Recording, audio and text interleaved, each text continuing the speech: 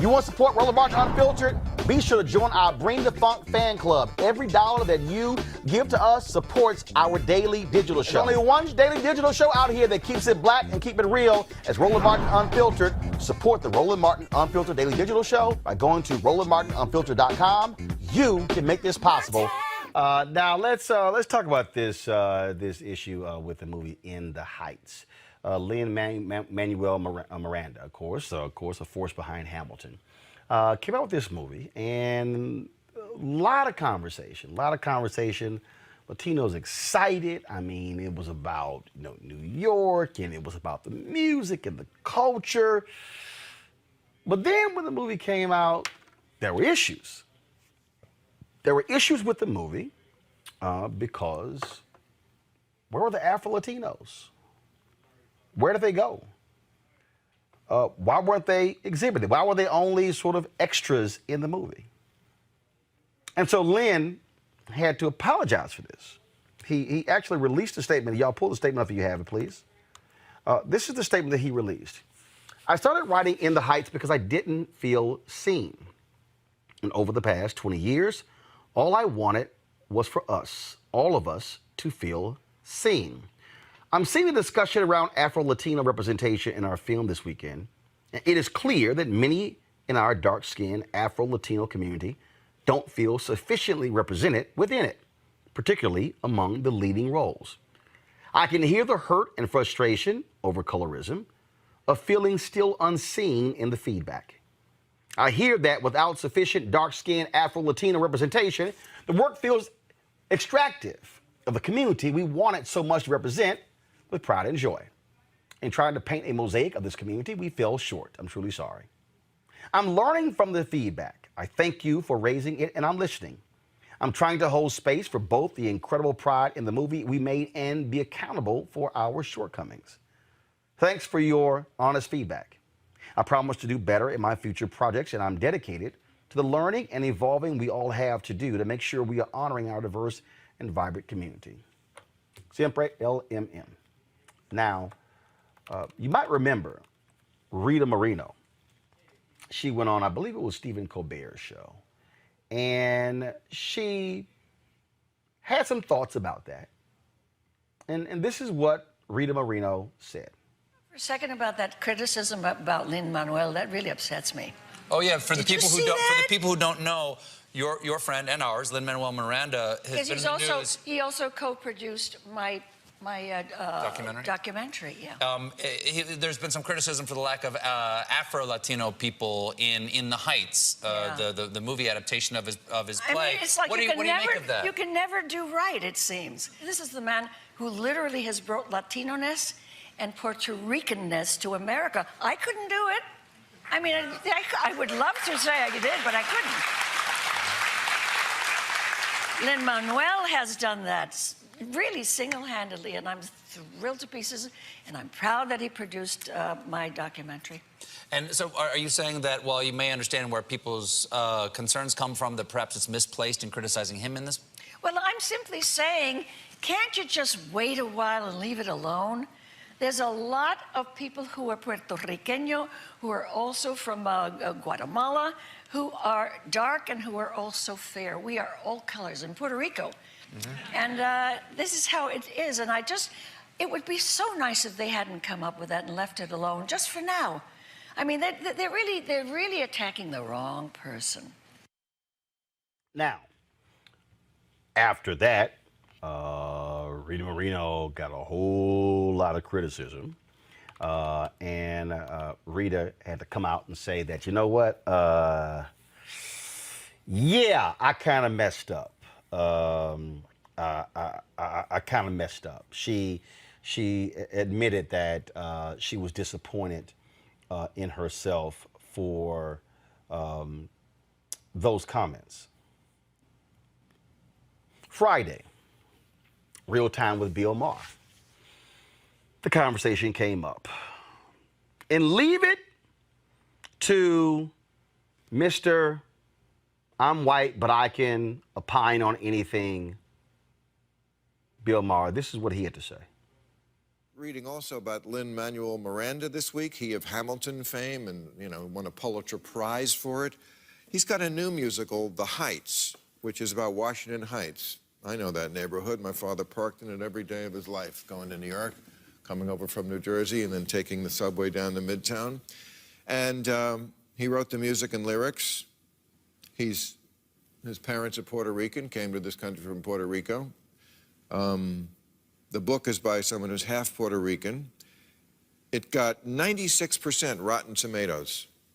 People loved it. Great reviews, for which he has apologized profusely. Why? Well, there's Latinx performers, one black lead, but no Afro-Latinx. The committee that makes note of everyone's skin tone discovered this, and then Lin-Manuel Miranda had to say, I'm truly sorry. I'm learning from the feedback. I thank you for raising it, and I'm listening. I promise to do better in my future projects. This is what I was talking about with Nikki. Please stop the apologizing. You're the guy who made the founding fathers black and Hispanic. I don't think you have to apologize to Twitter. For fuck's sake. This is why people hate Democrats. It's cringy. Well, they can't seem to distinguish between an oversight and an outrage. Okay, and let me help them. As a white boy, I had to look this up because it's not my lived experience. But if you're a black woman giving birth, you're 4 times more likely to die in childbirth than a white woman. If you're a black kid, you're 2.5 times more likely to be shot by a cop than a white kid. If you happen to survive all that, you make less money, you have less wealth, and you die sooner. Those are outrages, and liberals ought to be focused on that, not the casting choices of, I think, a heroic guy who's making a film about a minority community. Right. I mean...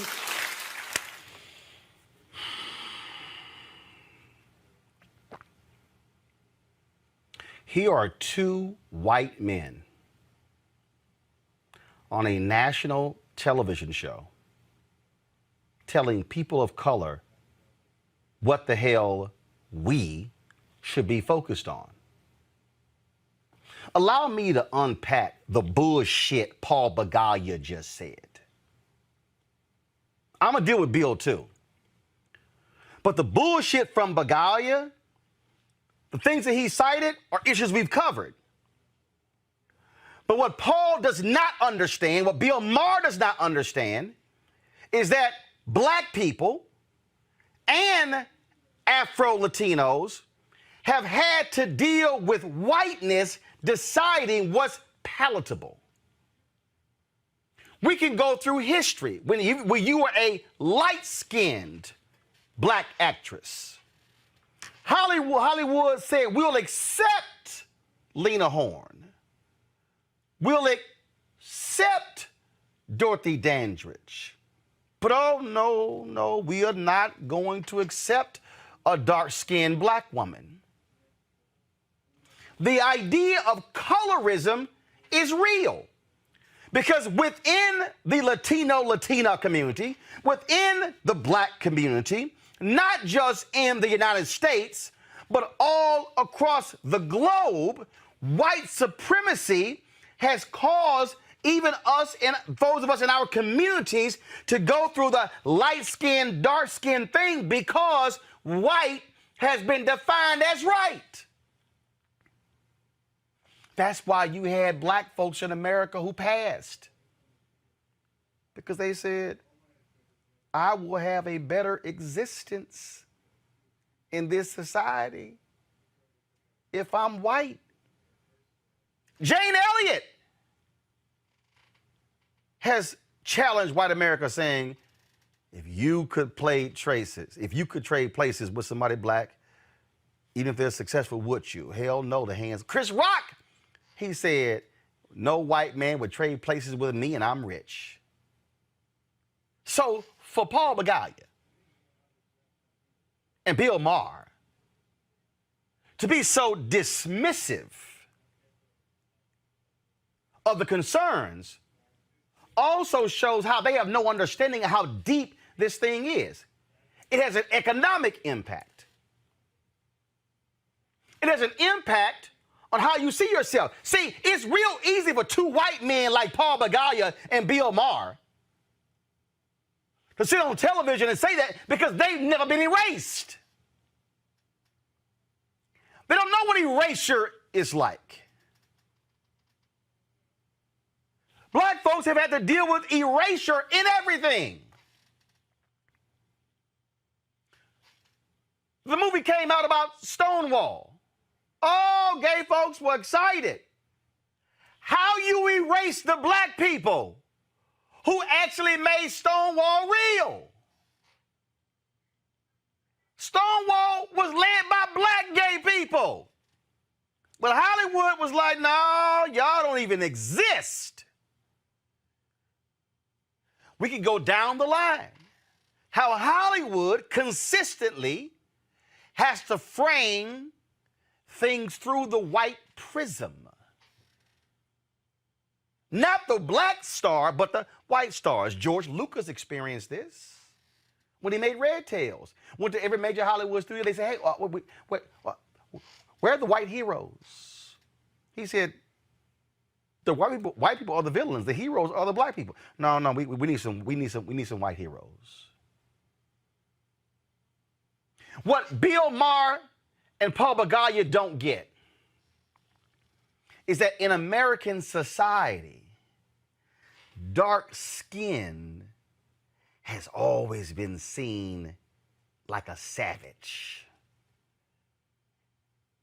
Ooh, you got nice hair. Ooh, when black and white people get together, they make pretty babies. We could go down the line. A few years ago, Afro-Latinos were criticizing Telemundo and criticizing Univision, saying, why am I seeing white Hispanics? Why are we not seeing darker hued folks on those networks, in the novellas, on the news? Colorism. Go to Haiti, colorism. Go to Jamaica, other places in the Caribbean, colorism. Go to Africa, where the bleaching creams sales have exploded. Why? Because in this world, white men and white women have said that whiteness reigns supreme. And so for Bill Maher and Paul Bagaya had the conversation? How about this, Bill? Why, if you wanted to discuss that, why didn't you book a Latino to be on the show? Yeah, I know you had the light-skinned sister, and I said that for a reason, with the New York Times. But maybe if you had an Afro-Latino on the show, and in fact, Bill, I'll ask this. How many Afro-Latino commentators have you had on your show? And I know as an African-American, y'all only had me one time, October 2014, and y'all can't return our phone calls, so it's been 7 years. But I want to know, where are they? See, if y'all really want to go there, let's talk about CNN, MSNBC, Fox News, ABC, NBC, CBS. First, how many Latino commentators do you see on network news? And if you see them, what do they look like? Do you see Afro-Latinos? America has never understood. America thought Roberto Clemente, oh, he black. He's like, no, I'm not. Gina Torres, oh, she black. She's like, no, this is who I am. And so here you got two white men in all of their whiteness, and all of their white maleness, and all of their superiority, and in their paternalistic tone, sitting there saying, how dare y'all? How dare y'all get outraged? What's wrong with you? Here are other more important issues that y'all should be concerned about. How dare y'all get concerned about those things? Well, Paul, you're a big-time Democrat. Should I get outraged by the lack of dollars flowing to black-owned media from Democrat-run PACs like the ones you've worked with? Should Latinos be concerned with the lack of dollars flowing to them? Or are you going to tell me I should only be concerned about black women in childbirth? No, Paul, I want to be concerned about both. What we're dealing with here, y'all, is the history of America that has erased black people, that has erased Latinos. And then when you go inside of the black community, how colorism and the paper bag test and all of those things have greatly impacted our communities. So Paul and Bill, how dare the two of you be so damn arrogant in your whiteness that you want to have the audacity to tell us what in the hell we should be concerned about, because maybe Afro-Latinos want to see themselves on the big screen too. Maybe they want their culture, and maybe they want their children to see somebody who looks like them. But y'all wouldn't understand that, because hell, y'all have been looking at white men in power for your whole damn lives. Joining us right now is the director for student success with the Lumina Foundation, is Dr. Jasmine Haywood, and also community organizer Roland Clemente. Glad to have both of you on the show. Obviously, y'all can tell I was a little pissed off after I saw that bullshit on Friday. And Rosa, you one of the first folks I text, and you actually said, you know what, I'm writing about this tomorrow. Yeah, you know, Roland, I don't really care about neoliberal racists and then also a misogynist, sexist, and Muslim, anti-Muslim Bill Maher. I think our greater concern, especially as Puerto Ricans, is first and foremost, if you're making a movie in Washington Heights, it should be a movie about the Dominican community in Washington Heights. This movie cast no Dominican actors. It casts light-skinned Puerto Ricans. But my beef is way bigger than the representation, because I'm at a point in my life where if we're going to be represented, we have to make the stories ourselves, just like you have been a guide for the last 25 years for so many of us that do quote-unquote independent journalism, but journalism that cares about our communities. Our biggest concern, my biggest concern, is that Lin-Manuel Miranda and his father have been anti-Black since before Lin was born and throughout his success with Hamilton. We can all agree that Hamilton in this day and era would never be made. You would never make a show now about a white man and another white man that enslaved Africans, and the way that Lin turned that into a success. But second, the biggest concern, especially from the Puerto Rican community, is that Lin-Manuel supported, gave testimony, and was there when President Barack Obama signed Promesa. Promesa set now an oversight board that handles all of our island finances. All mostly white men and women who work on Wall Street and decide each month how much money Puerto Rico, the government, can spend on the social good and municipal welfare. So for me, Lin-Manuel has been anti-Black when he supported Promesa. He was anti-Black when he went to Puerto Rico against the wishes of Puerto Rican organizers and students and brought Hamilton down there where people paid $10,000 a head to be there. The average yearly economy of a Puerto Rican with 4 people in a family is $37,000. And lastly, his anti-Blackness and what his father has done in New York City is a story that a lot of people don't know. People need to investigate who his father is. And if you talk to any elder activists or organizers from the 60s and the 90s, they considered his father a poverty pimp. And I would consider him that as well. But lastly, who in Puerto Rico did they think Promesa was going to affect the most?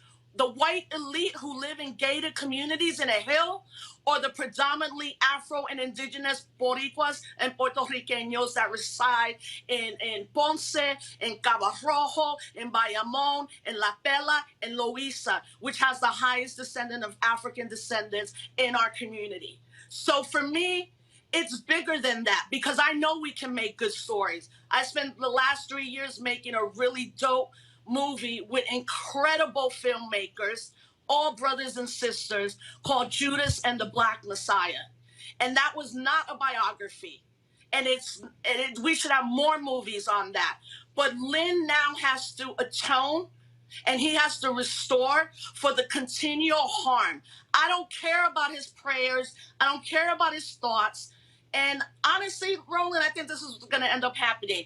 Lin is going to go the white way in Hollywood. He'll now direct movies with white people in it. He'll be in cartoons and all of that, because he has no space, and his father has no space in our community. I actually, and this will probably be controversial, I think they're traitors to their Puerto Rican self, our elders and our ancestors. Dr. Jasmine Haywood, the thing that what really, again, troubles me about this are the people who have, 2 white guys who ain't got no clue about the reality of how deeply embedded colorism is. And for them, it's like, oh, be happy, y'all, it's some Latinos. Well, I remember when Black women criticized how Spike Lee was writing Black female roles. Just because, and again, I know Spike is a friend, but he took the hit. Tyler Perry gets criticized. We've seen folks say the exact same thing. We don't see this person, that person. I mean, we talk about in this country, America loves talking about Cubans, very, very few Afro-Cubans. And again, what these two are projecting, but to say basically, how dare y'all even speak your piece? Just be quiet and go sit down and just enjoy the movie. That's pretty much what they were saying. Just shut up and watch the movie and be happy. Mm-hmm. Yeah, I mean, it's all a function of white supremacy. Colorism is a global phenomenon. It's not, you know, as you mentioned earlier, it cuts through the Black community, the Latino community, the Asian community. In fact, John Chu, who directed In the Heights, had this same criticism when he directed Crazy Rich Asians, in terms of casting more lighter-skinned Asians in the main lead roles.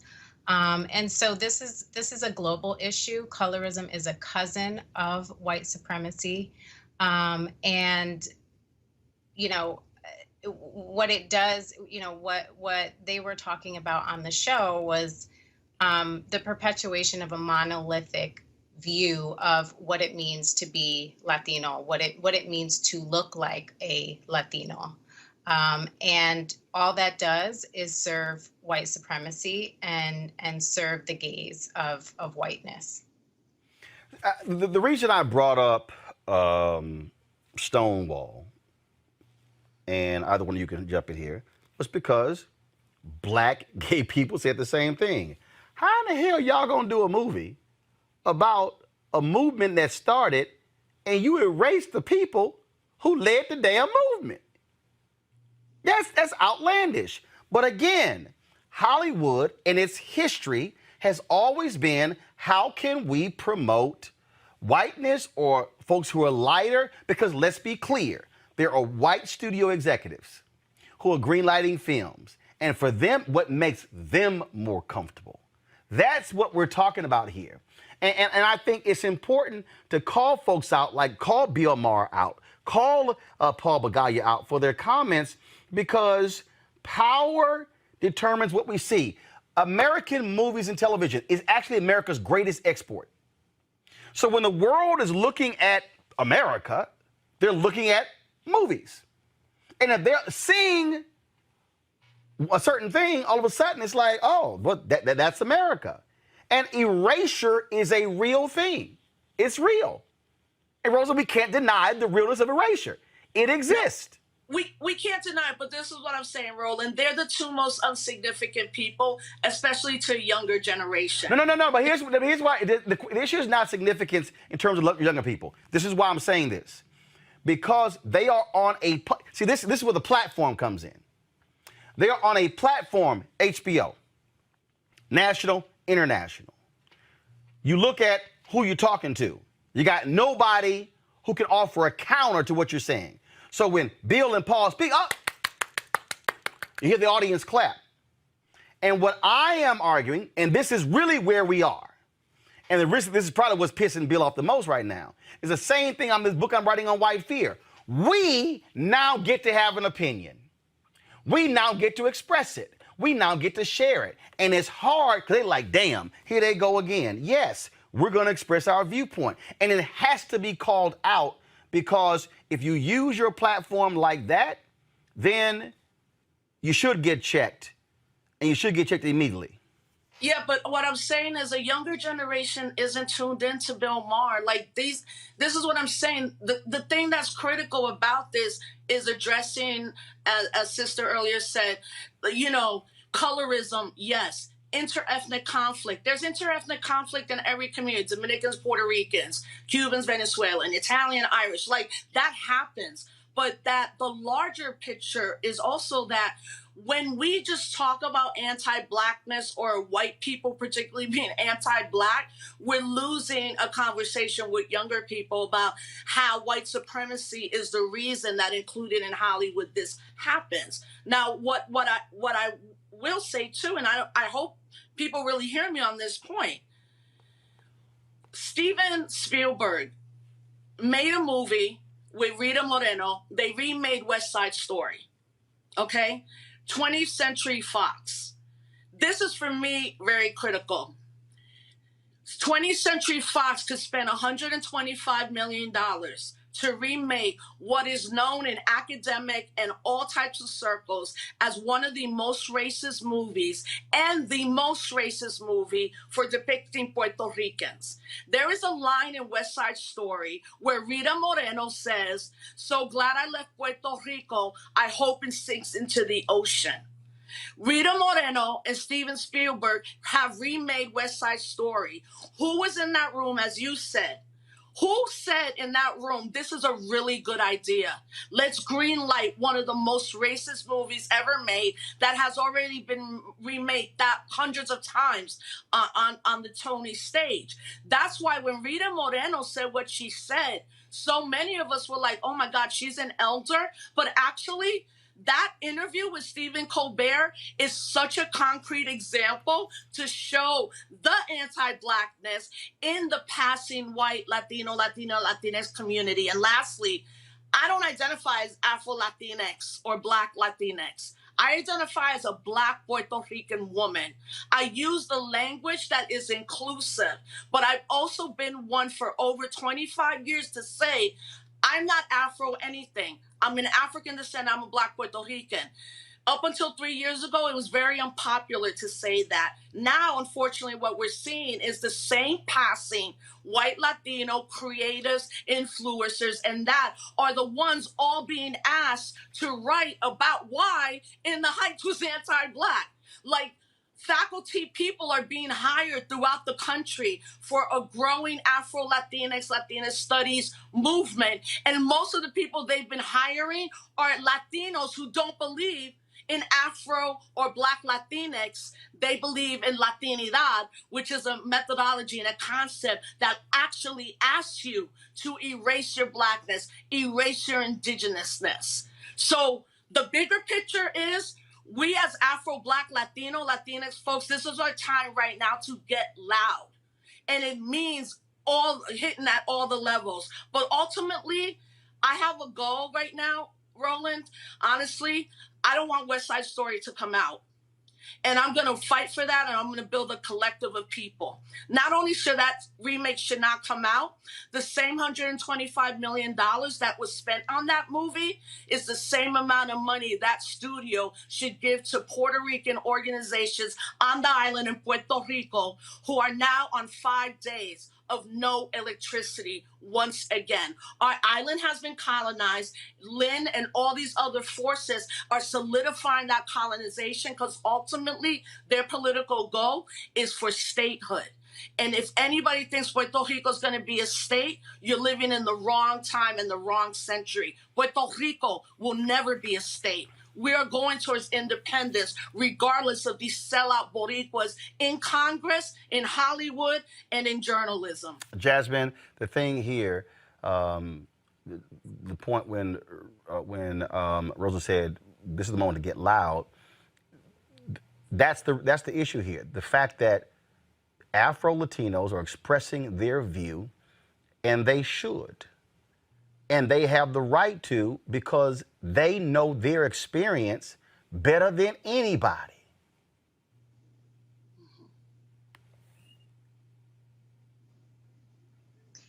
Yeah, I mean, the fact of the matter is that as we're looking at what happened, and you know, there Rita Moreno and other people are saying things like, essentially the subtext of what they're saying is you should just be happy with what you got. Right. What that is, it reminds me of a concept called interest convergence by Derek Bell. And what that is that when those in power, when essentially the majority white folks, when those in power lend out, you know, a hand to advance equity for people of color, but they only do it within the circumstances so that the benefits for white folks outweigh the benefits for people of color. And this is a good example of that. A very good example of what can be perceived as a small progress, as a celebration, but what it really is a manipulation tactic, and it's a fallacy of Latino representation in the Heights specifically. If you go take a walk around the Heights today, I guarantee you will see Afro-Latino people walking around. Dominicans are the Latino subgroup that has the most prevalent identification of Afro-Latino. That identity resonates with that particular subgroup the most. So for them to misrepresent that subgroup in particular in this way is really baffling. Well, I'll say this here. It is, I still laughing at Bill Maher saying how he knows Washington Heights so well because his dad parked his car there on his way to Manhattan. Ooh, that's how you know the neighborhood so well, huh? Got it. Well, From 16 years ago. Huh? From 60 years ago. Yeah. Yeah, when Washington Heights was white. Of course, that's if he's 65, that means even longer. Yeah, his experience, all of everybody's experiences growing up in the 5 boroughs in New York City were experiences of complete ethnic stratification.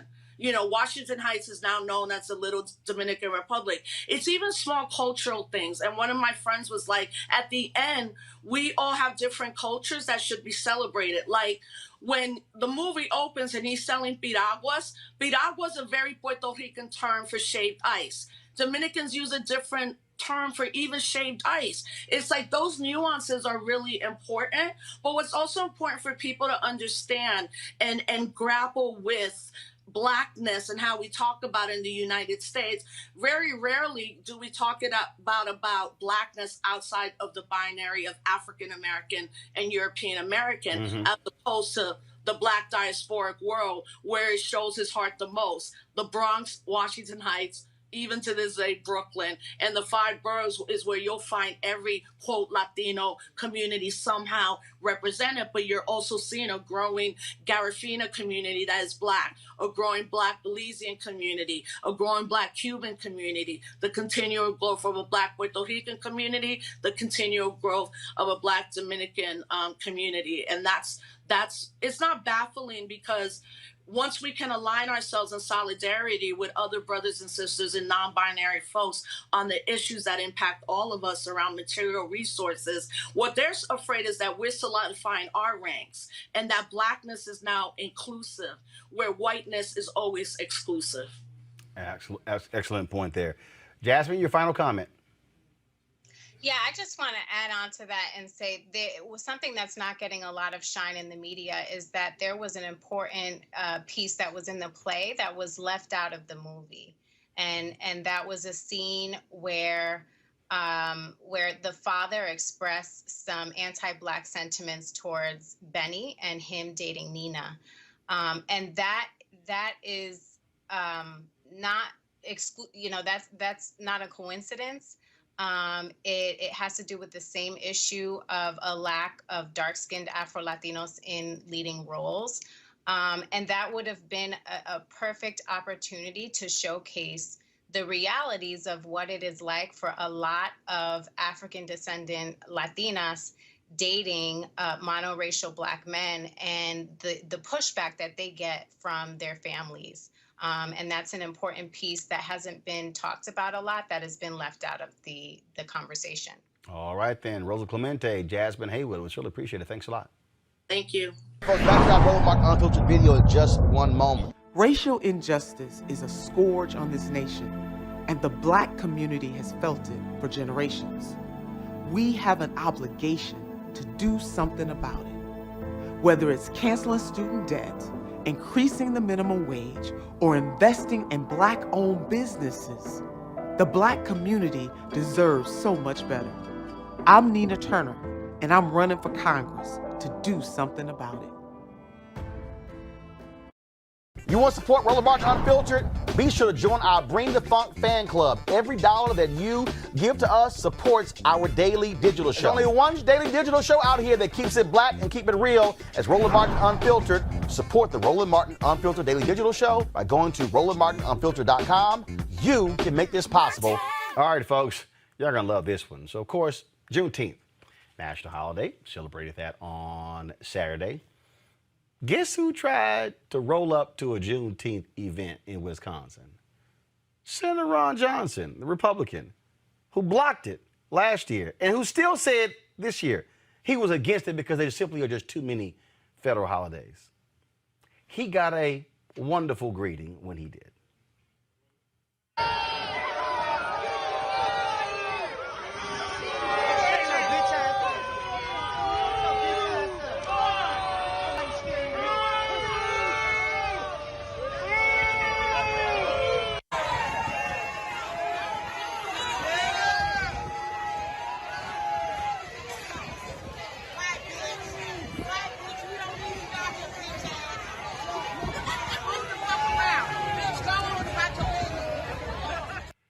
Well, on Congo, Ron Johnson shows up to an event in Milwaukee. They booed him until he left. This was his quote.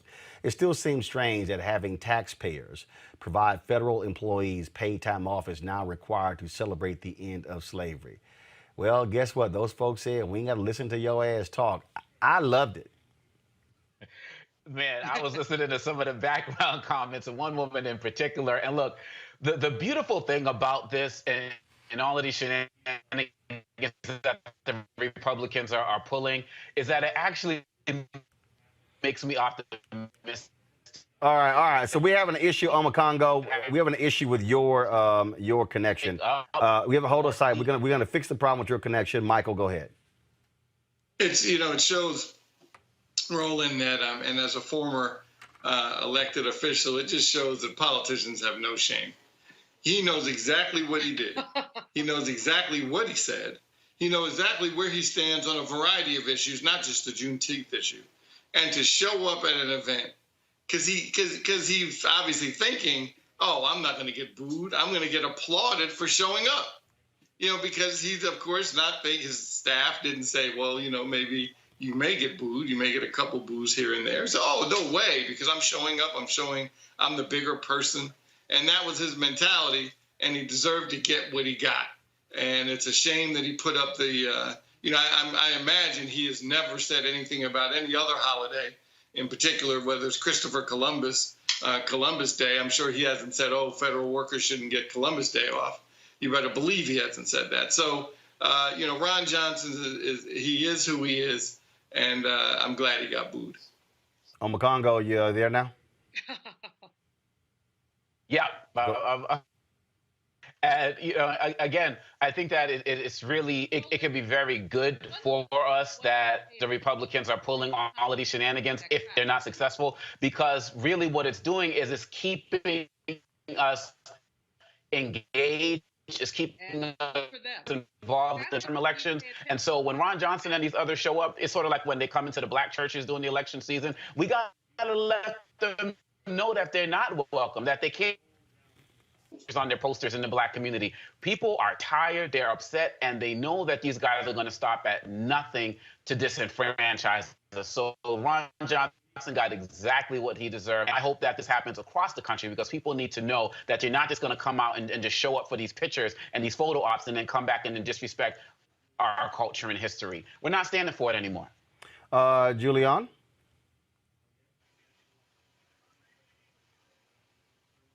Julian? Like I said earlier, look at the racial composition of the crowd. People are tired of this nonsense. People are tired of this man. People are tired of the spit that he talks. I did say spit, that he talks on the floor of the Senate. And he really, he's going to get a backlash. Now, whether it's enough to get him out of office in Wisconsin, I don't know. But what I do know is that we need to look at the 100 senators who voted for Juneteenth. If they really believe in Juneteenth, they need to vote for voting rights. They need to vote for voting rights. They need to vote for the George Floyd bill. So while I'm thrilled, well, I'm not quite thrilled. I'm not jumping for Juneteenth, but I'm happy that we have it. But I wish that these folks could take their unanimous vote and do something with it that was substantive. Well, I'm good with it, and I say every time Ron Johnson talks, boo his ass. Back to our Roland Martin Unfiltered video in just one moment. Racial injustice is a scourge on this nation, and the black community has felt it for generations. We have an obligation to do something about it. Whether it's canceling student debt, increasing the minimum wage, or investing in black-owned businesses, the black community deserves so much better. I'm Nina Turner, and I'm running for Congress to do something about it.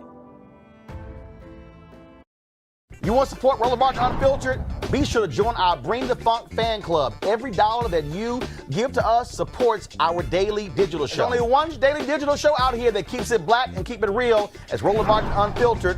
Support the Roland Martin Unfiltered daily digital show by going to RolandMartinUnfiltered.com. You can make this possible. Always Florida. When you hear crazy stuff, you can always say, it's Florida. Check this out. A state trooper is under investigation because he followed and tased a teen who looked suspicious. 16-year-old Jack Roman was on his way to his girlfriend's house when State Trooper George Smirnios approached him in the patrol car. Roman ran through bushes into his girlfriend's backyard. That's when the trooper chased him and approached him with his taser drawn. Watch the video. Put your hands behind your back.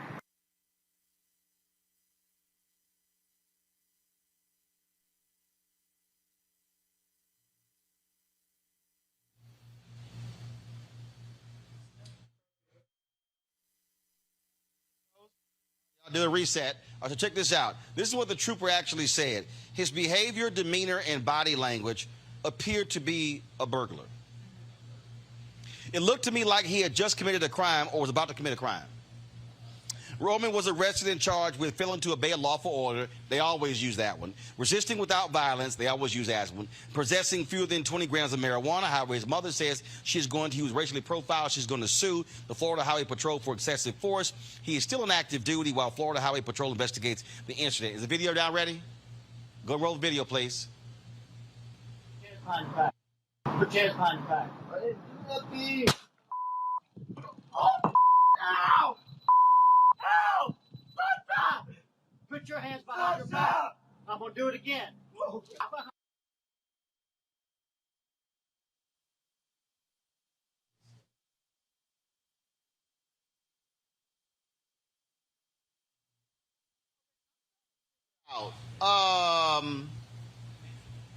I didn't see you commit a crime, but you look like you just did. I'm trying to figure out what the hell that looked like. America? Yeah, I mean, police have the ability to stop you if they have a reasonable suspicion of you having done something or doing something. And it doesn't extend to just you are in a place that I don't think you should be. There's standards to that. And so I think, and the use of force because he is not complying with you when, again, what is your reasonable suspicion? Looked suspicious doesn't cut it. He looked like he just either robbed someplace or he was on his way to robbing someplace. That I went to law school 24 years ago, and that is not what I learned in criminal law. That ain't it. Yeah, that's not it. Amisha, go ahead. Well, when I look at that video, the young boy, he was on his phone. He wasn't really a threat or anything of that nature. My thing is, we always talk about black parents have this conversation with their sons. When an officer approaches you, you follow the guidelines, and it didn't really look like the boy was really paying attention to the officer. What part of the responsibility was it for the boy to kind of comply or talk to the officer? Just my thoughts. I mean, I'll just say this because I've been chased by a lot of police officers in my life as a black man who grew up on the west side of Chicago. And part of what sometimes goes through your head is get to a safe space. Mm-hmm. Get to a place where there are people who can testify. Because the reality is if you are alone as a black male in America and a police officer is coming up to you for whatever reason, the first thing I usually want is somebody else in that space. Right. I've driven my car into my neighbor's driveway because I know for a fact if somebody else sees it, I might have a chance. Could that have made it worse? Absolutely. Is that what I shouldn't have done? Probably. Yeah, but you weren't such of a witness. I need a witness. Right. I need a witness because my black skin is not enough of a witness. My testimony is not enough of a witness. Police have the benefit of the doubt. They've had that since they were started as slave patrol. They have the benefit of the doubt in America. And the reality is many black young people and just black folks know when it comes down to it, it's going to take a lot to convince any judge, any jury, any person, including your potentially your lawyer, that it wasn't you and you shouldn't cop a plea and these sorts of things. So I'm just saying, like, there's a psychology behind it as well where it's not just about what the law says, how black parents teach their kids and this sort of a thing. When you're in that moment, it's different. I'm just still trying to figure out. What's suspicious? He looked like he either just robbed something Roland, or he's on his way to robbing something. That's generational. No. I'm just trying to figure out how you even let that come out your mouth.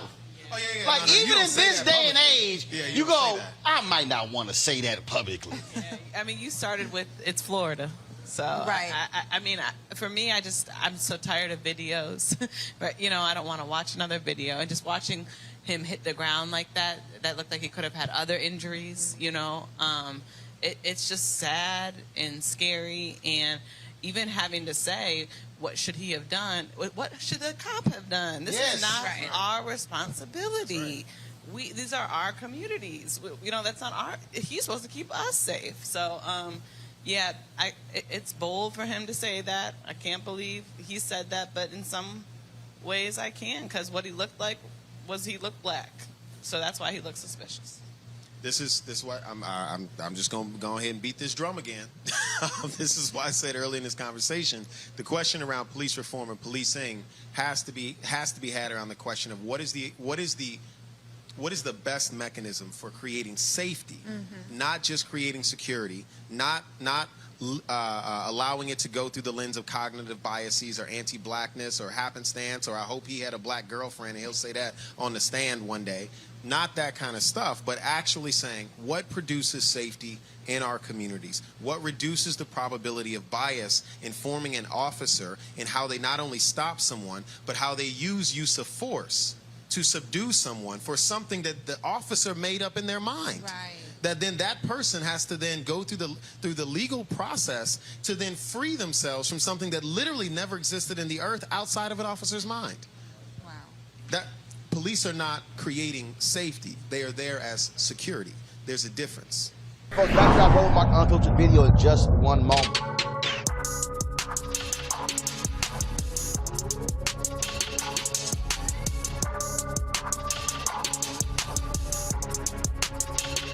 You know, Steve got all these jobs, got all this money, got all these awards. You know, he talk about God and the Lord and his wife all the time. So he was over here talking, and his wife was there, and I knew it was his wife. So I walked up behind her and gave her a kiss on the cheek. The projects in Steve came out in about 10 seconds because he was like, I'm hearing some kissing over here. Who the hell is kissing my wife? Well, Roland, you leaned into it and you was doing this just to aggravate me, and I heard it out my ear, and I went, okay, man, I don't know who this brother is, but Essence is about to be different. And I spun, and it was the ignorant Roland Martin messing with me. But hey, man, you know how I feel about that girl. So it was quite interesting, and I had to apologize because the CEO of Essence was standing right there, and me and Roland almost turned the festival out. It would have been quite different. Now, speaking of turn the festival, we also are always on our pocket square game. Always. Now, I got to give Roland credit. We always battling each other for the different looks. Pocket squares are something we kind of specialize in. We try to make it. This is topping the game right now. This I've never seen. I will be stealing this look. As soon as I find the people from out of this country that he bought this stuff from, and I get a proper email, I'll be sending to China or wherever he bought Japan or Yugoslavia, wherever they made this, and I will be looking. That is hot.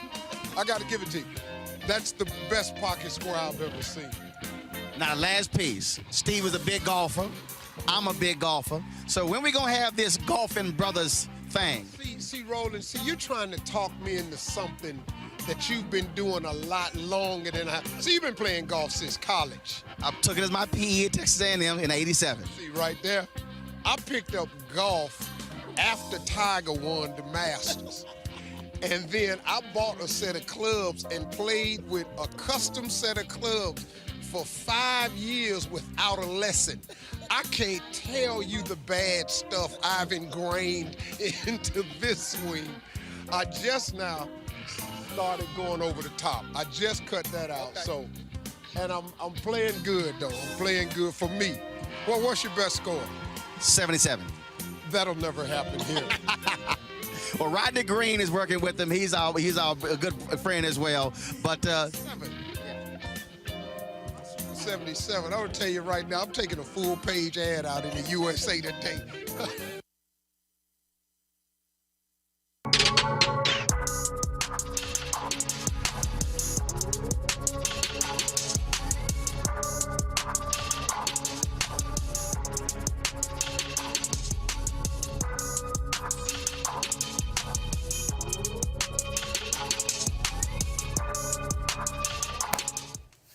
All right, folks, don't forget this Friday, the virtual festival, Essence Fest Live Loud Virtual Festival begins this Friday. You can go to essencestudio.com, essence.com. The virtual festival will take place Friday through Sunday, and then, of course, it takes place again next weekend, July 2nd through the 4th. On Monday, we're going to have a recap of the first weekend of the virtual festival. And then, of course, on July 5th, we're going to have a recap of the second weekend.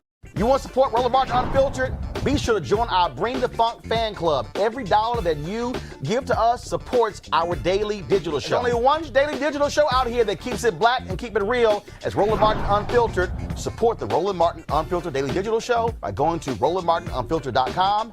You can make this possible. Georgia, where Governor Brian Kemp is deciding whether Georgia government agencies are going to close next year for Juneteenth. Guess what? To observe Juneteenth as one of the state's fixed 12 paid holidays, Kemp would have to give up either Confederate Memorial Day on April 26th or Robert E. Lee's birthday on January 19th. He will announce his decision in the next few weeks. Ooh, that's going to be a good campaign one right there, Michael. Mike, we can't hear you. I can't wait to see how he reaches his decision and who he talks to about his decision. I don't know who I imagine some of these state representatives that are going to say, if you don't support Robert E. Lee or the Confederate Day, we're going to, pull our support. How dare you even consider Juneteenth as a holiday? So be curious to see. I think I know what Brian Kemp's going to do. He's not going to do the right thing. And it's unfortunate, but that's, again, as we've talked about on several occasions, those kind of issues come to the ballot box. If you're not happy with those decisions that your elected leaders are making, vote them out. If you sit at home and cry about, that, your vote doesn't count, your vote doesn't matter, even though you saw firsthand that it does in the last election cycle in Georgia, you can make a difference. So we'll see what Brian Kemp does, but I'm not holding my breath that he's going to do the right thing. That's a hell of a, when you got Confederate Memorial Day, Julian, and Robert E. Lee's birthday. Let's see. So we got to choose between a trader who had slaves, who didn't want us to be freed, and the Confederates who didn't want us to be freed. And then we got to pick whether we're going to have the holiday where we got freed in Texas. Uh-oh.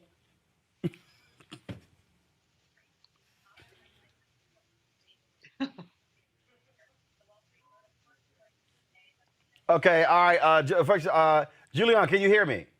All right, y'all fix her audio. Macongo, your thoughts about that? Yes. Well, I think that I agree with Michael. Unfortunately, I think Governor Kemp is going to make the wrong decision and not be on the right side of history. But you know what? This is also a good time for us to not forget that we need to keep the pressure up on the corporations, the Coca-Colas and the like, because we put a lot of pressure on them earlier this year as it relates to not supporting some of the efforts that were being made in Georgia. And now we're spending so much time speaking about some of this legislation that we can't take the eye off the ball of the people who fund these organizations and so who fund the Republican, whatever you want to call it, network of voter disenfranchisement. So I believe that if we can keep that pressure on, calling out these companies, and as Michael said, reminding people of remembering when these next elections come around, maybe we'll get lucky not lucky. Maybe we will force Governor Kemp to make the proper decision, but we have to make sure that all of our efforts, 360, are focused on the corporate pressure as well as the political pressure. And I think we might get a result that works in our favor. I'm just laughing that the choice is Juneteenth, Confederate Memorial Day, or Robert E. Lee's birthday. Oh, I love it. I love it going into an election year. I'm sure Stacey Abrams is like, chomping at the bit, no doubt. What you gonna do, Brian? What you gonna do? You gonna side with freedom or with the people who didn't want us free? I love it. I love it.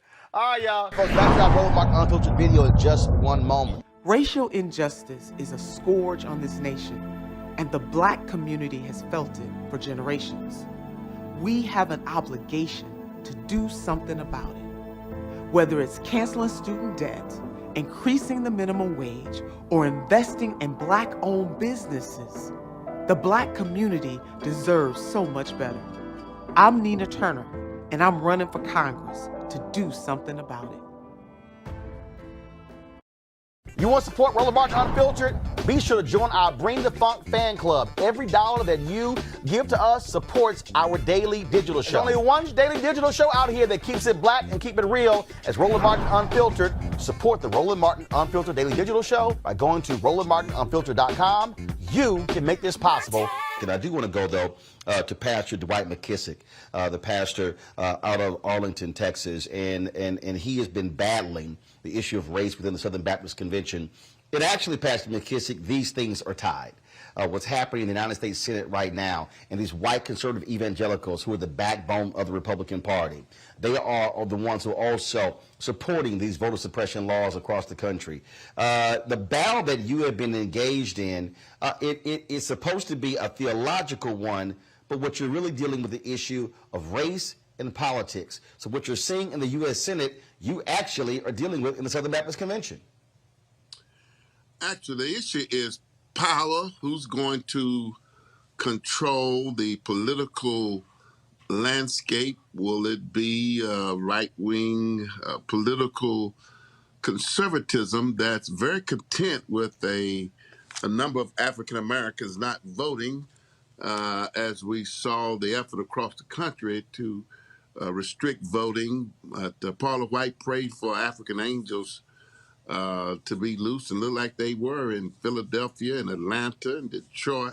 All over, black people came out and voted, and the victory was won. But the critical race theory to suppress what can be taught about race and history in America is being pushed by Republicans. Voter suppression is being pushed by the Republicans, and unfortunately, we find that mindset, although we discovered it may not be the majority mindset, but it is a very substantial, significant mindset, exists in the Southern Baptist Convention.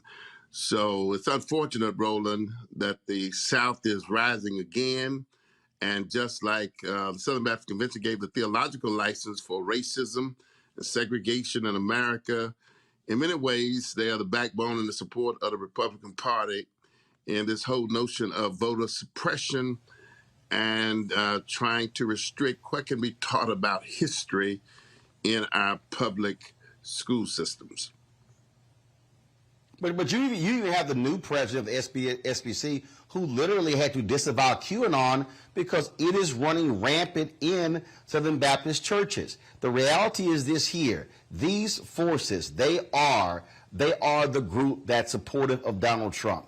Donald Trump has a grip on the Republican Party. He has a grip on these white Southern Baptists. And the reality is the white conservative evangelicals, they are the most ardent supporters. They are the base of Trump and the Republican Party. And what we are seeing, not just with this made-up crap when it comes to critical race theory, but we're seeing this all across the board. And I have been saying for the longest, this is about power. This is about control and not wanting, frankly, those of us who are black to now have an opinion and a perspective to be able to impact the church and impact public policy. Yeah, the Candace Owens and Vody Balkins, those persons who march in lockstep with that ideology. And I'm an independent voter. I'm neither Republican or Democrat at the end of the day. I vote for the best man or woman I think who suits the needs of the hour. But those who are will dot every I and cross every T with current political Republican thinking, they don't mind those kinds of blacks being involved. The black gentleman is running for governor down in Georgia, Vernon, whatever his name is. But if you happen to be an independent thinker, as you are, Roland, one of the best out there, can articulate your viewpoints, give a rationale and basis for it, Southern Baptists don't like blacks that are independent thinkers and voters, nor do the Republican Party. However, I want us to take note of the fact that the Al Mohler, who was a ardent Trump supporter, lost the election along with Mike Stone, the two men who were most conservative and openly supporting Trump, lost the election. And Ed Litton, who we don't know for sure how he voted, but he did not come out in favor. He did not come out against CRT. Matter of fact, he signed a document with Fred Luter, myself, and others, more in line with justice and equality and fairness. And the person who won only by 600 votes, he doesn't appear publicly to be in line with the majority of the Republican mindset in SBC. That's interesting, Roland, because so many blacks, as you know, Ralph West, Charlie Day, so many pulled out, and others of us threatened to pull out if they go on this strong anti-CRT rant and just in-your-face republicanism, like Al Mohler says. If you take the moral Christian position, you'll vote Republican. That's an insult to the millions of black Christians who vote Democrat because they promote justice and equality, fairness, health issues, and affordable health care, and other reasons why sometimes black people vote Democratic. I don't think God is riding the back of a donkey or of an elephant. God is God, but people have a right to, under God, make their voting decisions, and I don't think we ought to moralize or spiritualize how one votes as being in favor, in touch with God, or out of favor and in touch with God. But it's interesting. The Southern Baptist Convention, in some ways, may possibly have taken a turn by voting a candidate that nobody thought would win, that Fred Luter supported. I supported because he was the one who had a more biblical and balanced view when it comes to some of these hot-button issues. Well, it is certainly interesting times, and I have been warning people this for a long time. What you're seeing is white fear run amok. You're seeing it boils down to power, and you know, I got a kick out of Meghan McCain yesterday on The View, calling into question the spirituality of President Joe Biden because he is pro-choice and he's a Catholic, and the U.S. Conference of Bishops, Catholic bishops, passed a resolution. They want to deny communion to any Catholic who supports abortion. And my response to her was simply, hey, but the Catholic Church is also a strong believer against the death penalty. And are they going to deny communion to those who support the death penalty? It's amazing when folks love to pick and choose what biblical principles they want to support, but then they also want to talk about separation of church and state when it suits their needs. You make a very good point. If we go to denying people communion based on theological or political positions that they hold, which one of us won't get denied communion? As you know, black people are not monolithic ourselves. A wide variety of opinions on a lot of different issues. And I think when it comes to the Lord's Supper in God's house, if you believe in the death, burial, and resurrection of Jesus Christ, the substitutionary atonement of Jesus Christ, that ought to be the sole basis for the Lord's Supper, not how one check a box when it comes to politics. So I think the Catholic Church is out of lockstep on that issue. And I think it would be just really unfair if we go to asking people to check political boxes to determine whether or not we'll serve them the Lord's Supper.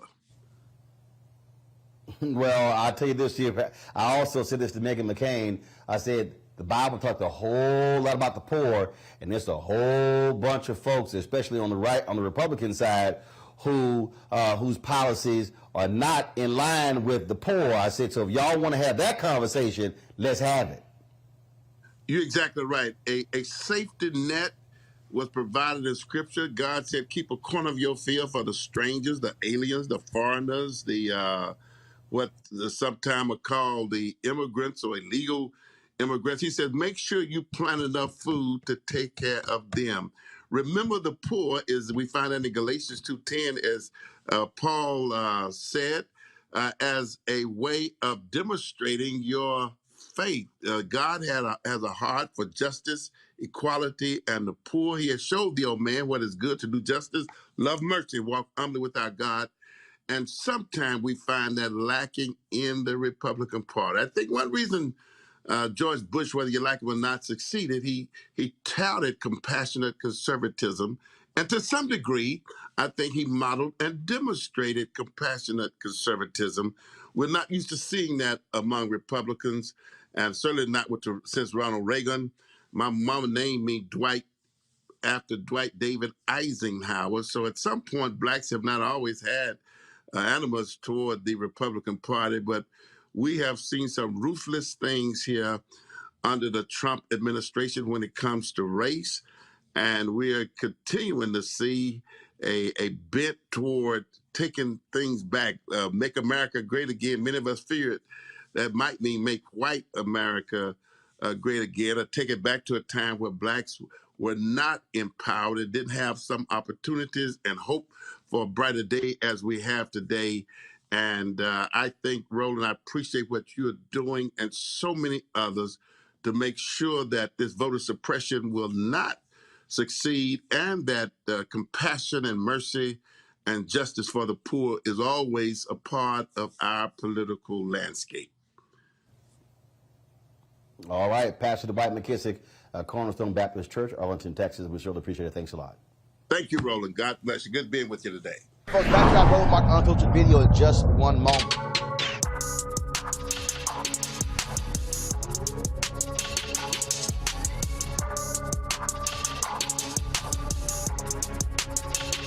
You know, Steve got all these jobs, got all this money, got all these awards. You know, he talk about God and the Lord and his wife all the time.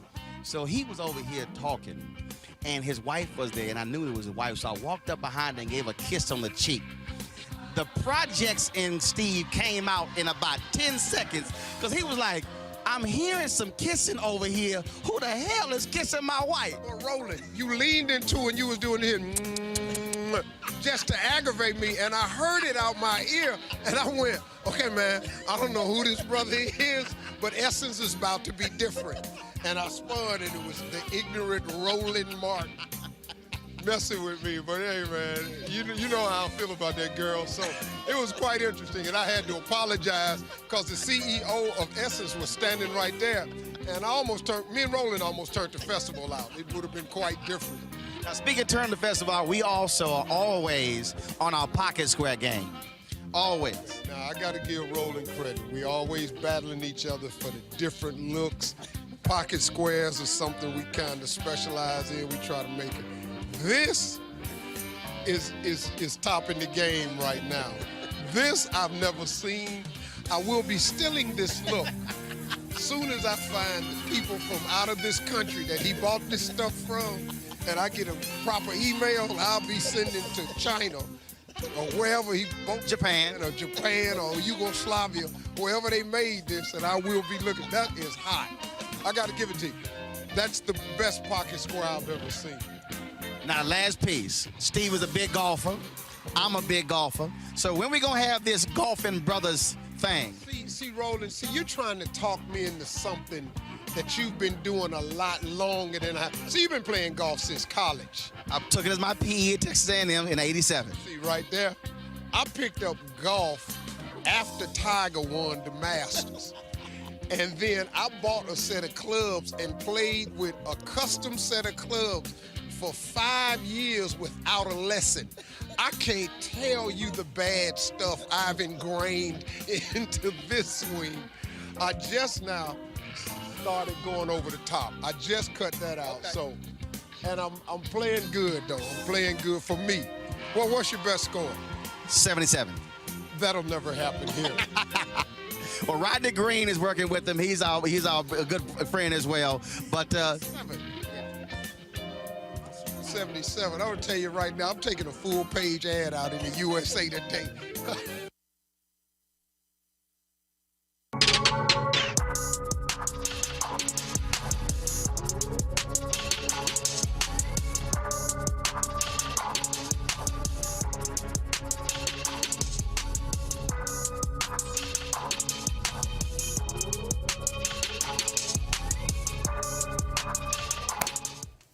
All right, folks, don't forget this Friday, the virtual festival, Essence Fest, Live Loud Virtual Festival begins this Friday. You can go to essencestudio.com, essence.com. The virtual festival will take place Friday through Sunday, and then, of course, it takes place again next weekend, July 2nd through the 4th. On Monday, we're going to have a recap of the first weekend of the virtual festival. And then, of course, on July 5th, we're going to have a recap of the second weekend. You want to support Roland Martin Unfiltered? Be sure to join our Bring the Funk fan club. Every dollar that you give to us supports our daily digital show. There's only one daily digital show out here that keeps it black and keep it real as Roland Martin Unfiltered. Support the Roland Martin Unfiltered daily digital show by going to RolandMartinUnfiltered.com. You can make this possible. We basically stand where those two Democrats in particular have made it clear that they are not willing to even defend black people's right to vote in this country. So we're so far beyond actually getting any tangible material benefits from this Democratic Party, particularly because of Sinema and Manchin. But it's so far gone, not only are we not getting tangible results, material benefits, but they won't even protect the right to vote in this country because they are there on behalf of quote unquote bipartisanship. But who's getting the good end of this deal? It's not black Americans. It's not people who are trying to fight for progress. It's the Republican Party. So they are here to serve the Republican Party. I don't care what letter they have by their name. And that's what it boils down to. And I think, decision that Manchin made, Teresa, he can say, well, I tried. But how many times have you heard me say, Joe, show me the 10. You and Sinema keep talking about bipartisanship. Show me the 10 votes. They don't exist on the Republican side. They don't, and honestly, they won't. But I know there's so many efforts that are taking place, right now for some of these civic organizations and social justice groups, and they really are trying. But, I mean, at the end of the day, if we can't find the votes, there's no way we can find the solutions. There's no way that the support and the financial resources that were necessary to get this going early on, that I believe if we may had a bit of an early start and maybe an earlier conversation about what needed to be done and actually get this across. For me, I just can't be too optimistic about this because I think the signs are there. It's just, I think, how do we move forward or maybe find another way to move this into another package bill probably makes sense at this point. But even here, Mustafa, even if you put it in another bill, that's not the real issue here. The issue is, will Sinema and Manchin realize that unless they vote to end the filibuster, nothing is going to happen? Exactly. I mean, the old adage, the definition of insanity is doing the same thing over and over and over and over and over and over again and expecting a different result. And we keep doing this. We keep going through this same scenario in relationship to these very incredibly important issues. And we have politicians who won't listen to the people. 2/3 of folks in our country have said that this is something that they believe in and this is something that they support. So if our democracy is supposed to be tied to what people are asking for, then we are falling short. And it's interesting that Senator Manchin continues, as you said, to talk about the 10. So let's just call out who the 10 are supposed to be, hypothetically. It's supposed to be Romney, Collins, Cassidy, Murkowski, Portman, Warren, Young, and then, of course, Capito, who's also from West Virginia, who we know is not going to support these types of things. So if you know that out of those 10 folks, and they continually have not been supportive on these particular issues that we're talking about, then you got to do something different. And that means you have to get serious about the filibuster. And you have the opportunity to actually change the dynamics around the filibuster. You could lower it down to 53 or 54 or 50, whatever the number is that you choose to do. But you've got to make sure that it's realistic, that it is actually going to be able to be utilized in a way that you can actually get these bills passed that are so critically important to the success of our country. And that's what sometimes people fail to realize when we have these conversations. We're talking about the success of our country. If Black folks and Latinx folks and Indigenous folks and Asian and Pacific Islander folks, and yes, let me call it out, lower wealth white folks, don't have the opportunity to fully participate in the civic process, then you are marginalizing a huge amount of folks who cannot be on the journey and making sure that they have better housing and that the environment is protected and that jobs become a reality in the places and spaces that they're often don't find fertile ground. So it all goes back to this vote, which is so critically important. And that's why Sinema and that's why Manchin and others should be doing the right thing. But of course, we are focused on Sinema and Manchin because they are supposed to be Democrats. They are supposed to care about our folks. And we're not seeing that at the level that's necessary for you to actually put together a strategic plan on how you help the country to actually move from, in many instances, a survival situation to an actual thriving situation. What we are dealing with here, we are dealing literally with a major fundamental assault on democracy. And Ben, for the people out there, and look, I get it. I know there are people who are going to say, but this is why we voted. No, this is also the problem when one person can have that much power. This is also why, let me just go ahead and say it, why white Democrats should have got off their asses and did their job in Kentucky, in Maine, and in Iowa. See, at some point, black folks are not going to keep playing Batman and Superman and Spider-Man and you know, Captain America coming in and saving these folks. And so had those Democratic candidates actually won in those states, including Cunningham in North Carolina, we're talking right now about a 54-46 majority in the Senate, and then that would lessen the need to depend upon Sinema and Manchin. Yeah, absolutely. One of the things, though, is that the Democratic Party still hasn't learned the lesson that, one, you need to trust black people.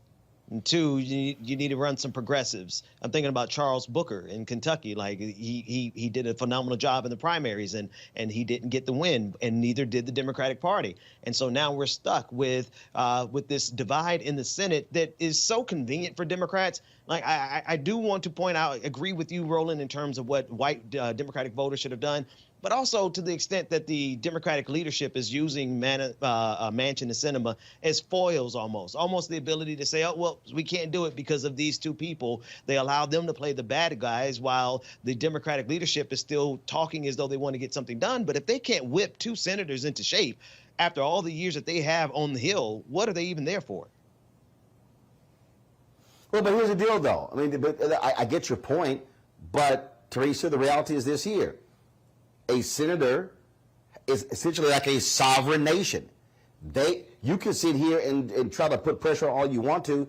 They can decide whatever they want to do. Yeah, and I think that's part of the choice of the voter as an individual has to, think about when it comes to election day. So the Democratic Party, I think, has to start making these critical decisions when they, decide to put how many resources to a specific candidate, or thinking about the larger candidate as a whole, because that senator will be able to hold a lot of power. They're able to wield a lot of sway. And honestly, I just don't think it's an individual decision that they have. They are also thinking about a whole other options, I think, that is happening that we're just not seeing as of yet. So there's a reason why there's a stronghold here on this bill. But I also think there is a wider scope here that I think we'll see down the line. Well, the thing here, Mustafa, is this is what happens. We keep saying why elections matter. This thing came down to 50-50 because John Ossoff and Raphael Warnock both won in Georgia.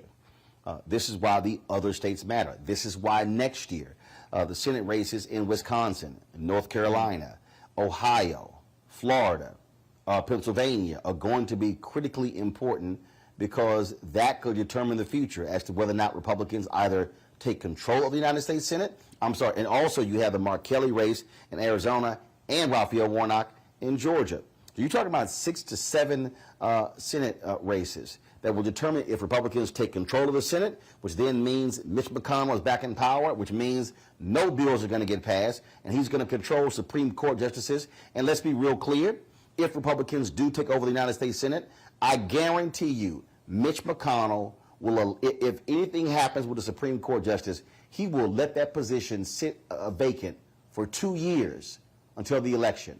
He will do it. Exactly. And I'm so glad you called that out. First of all, I agree with everything that Ben and Teresa just said. You know, you got to seize the moment. You're right. You have no idea what's going to happen in the future, but you can plan for the future. And, you know, a lot of folks have been saying, well, they're a bit resistant into actually doing something around the filibuster because maybe, you know, when Republicans come back in, that they will then, you know, utilize that and do even more nefarious things than they have already done. You know, I'm glad you called out 2022 because the beauty of this show is that not only do we talk about what's happening in the moment, but also hopefully trying to get you to think about what's coming in the future. So we know that there are 34 seats, Senate seats, that will be up in 2022. 20 of those will be Republican seats. 14 of them will be Democratic seats. And if you actually do what's right in this moment, you don't have to worry about the outcome because the odds are that if you really get in, make the investments, that you'll be able to actually garner some additional seats. Now, as we've talked about on this show, then that means that you got to finally start making sure that you are properly funding those on-the-ground organizations and stop chasing certain votes that you never get and actually build upon the base that you have. So you got an opportunity to do the right thing in this moment, seize this moment, get the right types of bills passed, and then you can actually grow your numbers so that you can continue this throughout the decade and actually make the change that is so critically needed and being asked for across the country. Well, now the question is, what is Senator Chuck Schumer will do next? He made it clear he was going to put this vote to the test, to test Republicans, to see where they stand. Now we know. So, Bean, where do we go from here? Where we go from here is we see if they can actually get enough pressure to move something around these voting rights. I mean, this is the whole ball game, Roland. We're really debating over whether or not the Democratic Party is going to be able to secure their own win. This is like politics 101 for them. If their voters can't make it to the polls and their voters can't vote without the suppression tactics by the Republican Party, then the Democratic Party can forget about having any majorities in the foreseeable future. And this is quite the shame. It's a constitutional crisis, quite frankly, because we will be ruled by the tyranny of the minority of the Republican Party, which means the tyranny of the minority of old white conservative people in this country. Teresa, where we go now? I'm still on the moving forward type of mindset. So I'm focused on special elections right here in Pennsylvania, and I'm also focused that actually needs to be a talking point about how many senators we need to actually move forward so we don't go into this predicament again. So I'm focused on forward, and I'm focused on other states that are willing to put the right senators in the right position so we can make the right decisions at the time we need it the most. Mustafa, where do we go from here? Yeah, you invest, you educate, and you mobilize on the ground inside of the states. And you make sure you're building a strong set of infrastructure there so that you can make sure that you're helping candidates to get stronger, and then you hold them accountable once they get in office. And if you're willing to do that, then you have a pathway forward. The politics is what it is on Capitol Hill. It is going to play out the way that it plays out. We can stay engaged in the process and make sure that we're getting new sets of voices who are there to make sure that we are broadening the narrative of what America can be and making sure that it's not just a narrative, but that we're actually putting real action behind the words that politicians often share with us. Folks, back to our Roland Unfiltered video in just one moment.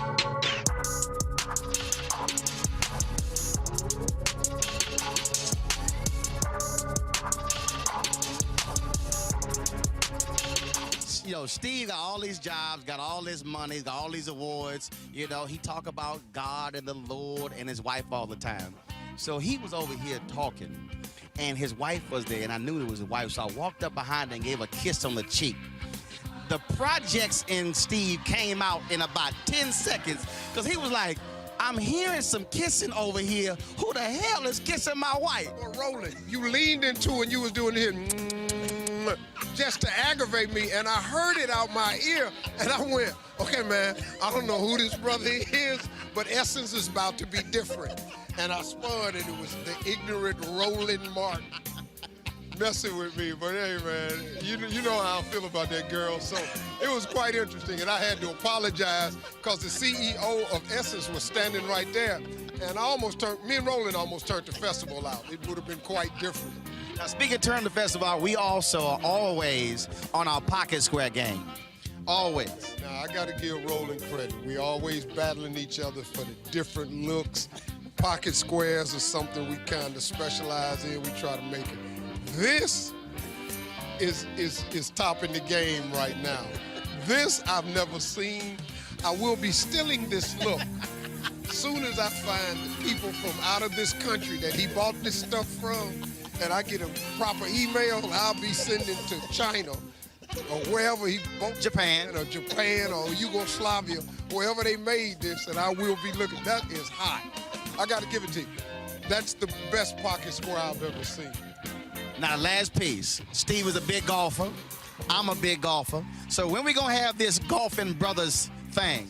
See, Roland, you're trying to talk me into something that you've been doing a lot longer than I. See, you've been playing golf since college. I took it as my PE at Texas A&M in '87. See, right there, I picked up golf after Tiger won the Masters. And then I bought a set of clubs and played with a custom set of clubs for 5 years without a lesson.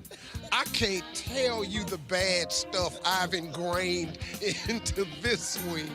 I just now started going over the top. I just cut that out. Okay. So, and I'm playing good though. I'm playing good for me. Well, what's your best score? 77. That'll never happen here. Well, Rodney Green is working with him. He's our good friend as well. But 77. I'm gonna tell you right now, I'm taking a full-page ad out in the USA Today.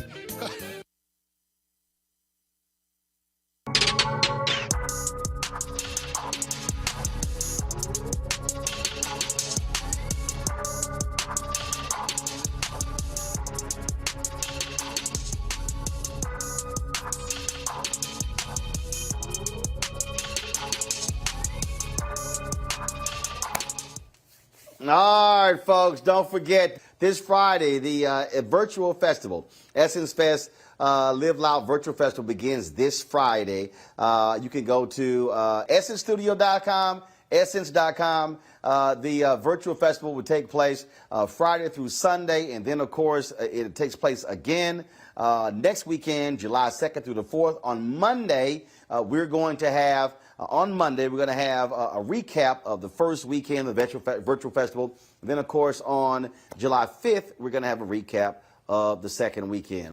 You want to support Roland Martin Unfiltered? Be sure to join our Bring the Funk fan club. Every dollar that you give to us supports our daily digital show. There's only one daily digital show out here that keeps it black and keep it real. It's Roland Martin Unfiltered. Support the Roland Martin Unfiltered daily digital show by going to RolandMartinUnfiltered.com. You can make this possible. Here in California, in San Bernardino, authorities investigating video footage of a deputy kicking a man in the head during an arrest. Willie Jones failed to stop for a traffic violation, prompting a police chase. According to authorities, Jones, who was riding his motorcycle, abandoned his bike and continued on foot.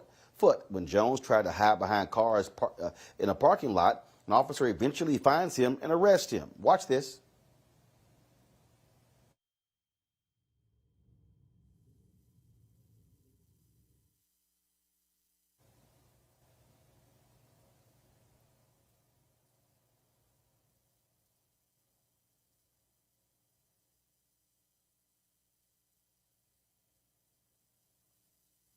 Now you're going to see in a moment here, folks, exactly what took place. So, look at those actions. Now, the San Bernardino County Sheriff's Department addressed the use of force incident in this video released on their Facebook page. My name is Shannon Dykes, and I'm the Undersheriff for Sheriff John McMahon. I want to ensure the citizens of San Bernardino County, the sheriff and I are aware of the alarming video depicting a deputy kicking a suspect. This video came to our attention after a Victorville watch commander was contacted by the security company that monitors the parking lot where this incident occurred. The watch commander reviewed the video and immediately determined the deputy's actions were disturbing. The watch commander notified the commander of the station. I want to ensure our community that it is our expectation that deputies respond to any incident professionally and in a manner that's consistent with their training. We know the community's trust is the platform which enables us to do our jobs. The deputy involved in this incident was immediately taken off duty and placed on administrative leave. A criminal investigation is being conducted. This investigation will be submitted to the district attorney. Subsequently, an administrative investigation will also be initiated to allow for the appropriate employment actions to be taken. It's unfortunate when incidents like these occur because it causes turmoil within our communities and equally amongst our deputies who pride themselves on providing professional service. We take these matters seriously and want to assure you that a thorough investigation will be conducted. I guess what's so disturbing about this, Teresa, is that it was a surveillance camera that caught it, and it was called in.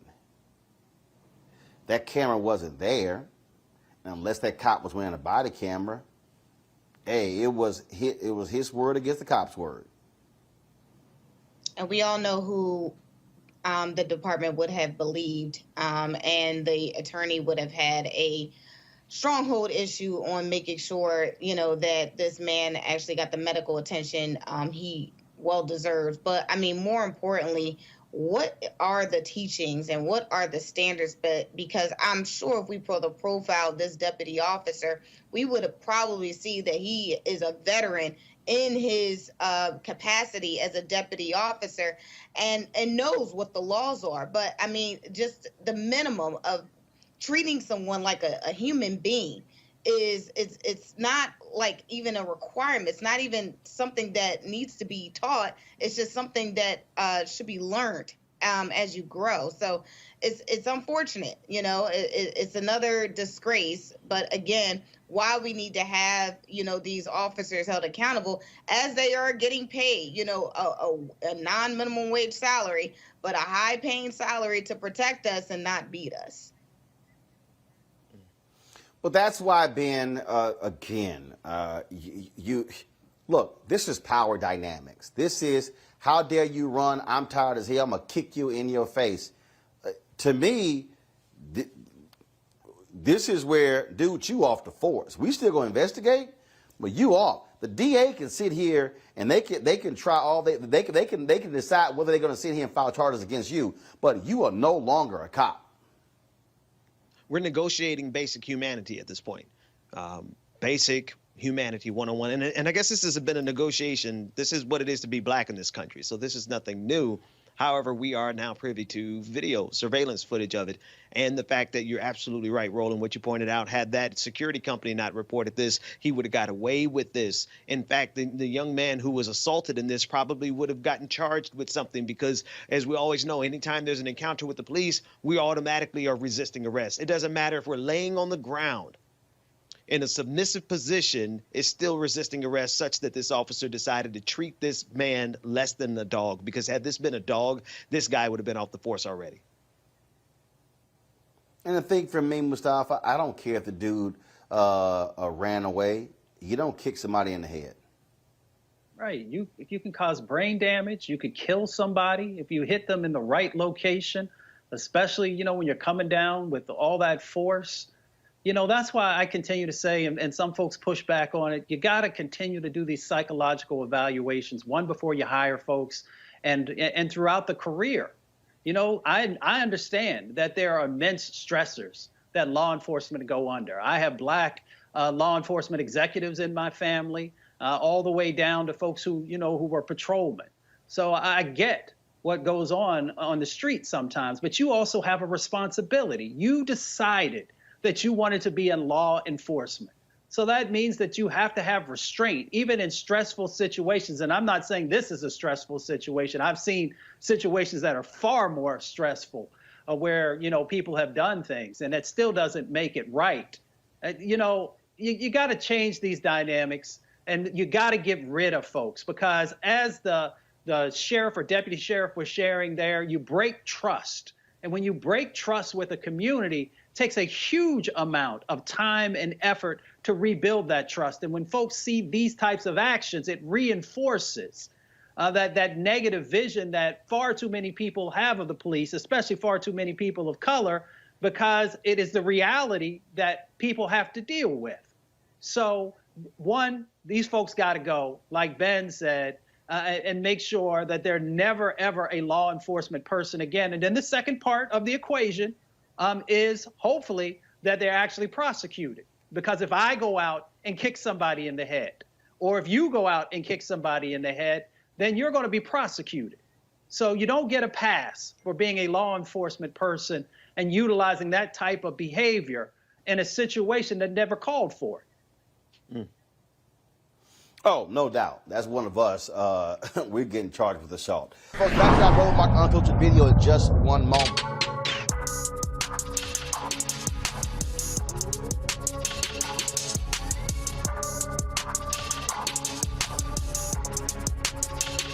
You know, Steve got all these jobs, got all this money, got all these awards. You know, he talk about God and the Lord and his wife all the time. So he was over here talking, and his wife was there, and I knew it was his wife, so I walked up behind her and gave her a kiss on the cheek. The projects in Steve came out in about 10 seconds, because he was like, I'm hearing some kissing over here. Who the hell is kissing my wife? Well, Roland, you leaned into it and you was doing this just to aggravate me, and I heard it out my ear, and I went, okay, man, I don't know who this brother is, but Essence is about to be different. And I spun, and it was the ignorant Roland Martin messing with me. But hey, man, you know how I feel about that girl. So it was quite interesting, and I had to apologize because the CEO of Essence was standing right there, and me and Roland almost turned the festival out. It would have been quite different. Now, speaking of turn the festival, we also are always on our pocket square game. Always. Now, I got to give Roland credit. We always battling each other for the different looks. Pocket squares are something we kind of specialize in. We try to make it. This is topping the game right now. This I've never seen. I will be stealing this look. Soon as I find the people from out of this country that he bought this stuff from, and I get a proper email, I'll be sending to China or wherever he bought Japan or Yugoslavia, wherever they made this, and I will be looking. That is hot. I got to give it to you. That's the best pocket square I've ever seen. Now, last piece. Steve is a big golfer. I'm a big golfer. So when we gonna have this golfing brothers thing? See, Roland, you're trying to talk me into something that you've been doing a lot longer than I. So you've been playing golf since college. I took it as my PE at Texas A&M in '87. See, right there, I picked up golf after Tiger won the Masters. And then I bought a set of clubs and played with a custom set of clubs for 5 years without a lesson. I can't tell you the bad stuff I've ingrained into this swing. I just now started going over the top. I just cut that out. Okay. So, and I'm playing good though. I'm playing good for me. Well, what's your best score? 77. That'll never happen here. Well, Rodney Green is working with him. He's our good friend as well. But 77. I would tell you right now, I'm taking a full page ad out in the USA Today.